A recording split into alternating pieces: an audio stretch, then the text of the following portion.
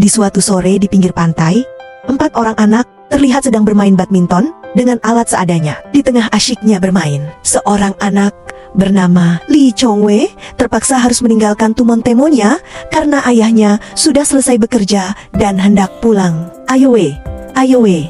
Wah, ketika sedang makan bersama keluarga, sang ayah yang bernama Ah Shei mengatakan bahwa dia ingin menonton pertandingan final Olimpiade badminton di warung kopi. Namun sayangnya, Lee Chong-wei tidak diperbolehkan ikut, dan sang ayah pergi bersama anak pertamanya. Meski begitu, Li Wei tidak menyerah.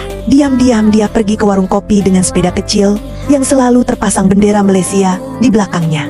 Thor, sesampainya di sana, ternyata sudah banyak orang yang menonton. Dan karena badannya Leong masih kecil, terpaksa dia memanjat rak kopi. Pertandingan berlangsung sangat seru. Namun, tiba-tiba sang kakak yang melihat itu pun lantas menggendong Lee Kon-wei agar Lee Chong-wei bisa menonton. Tanpa terasa pertandingan selesai dan tiba-tiba saja, akhirnya sang ayah pun marah kepada mereka berdua.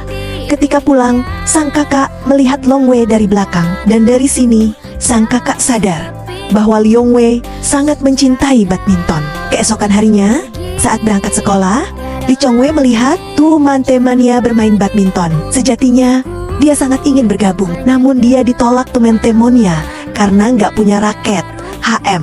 Kasihan ya penonton, pernah nggak masa kecilnya kayak gini? Sepulang sekolah, Lee Chong-wei mampir ke toko raket untuk melihat-lihat raket. Namun, hampir saja Lee Chong-wei meninggal ketika melihat harganya. Lee Chong-wei pun terus memandangi poster yang ada di toko itu. Pak Rei yang baik hatinya pun berkata, jika Lee Chong-wei mau membantunya menganyam senar, maka dia akan memberikan poster itu untuk Long Wei.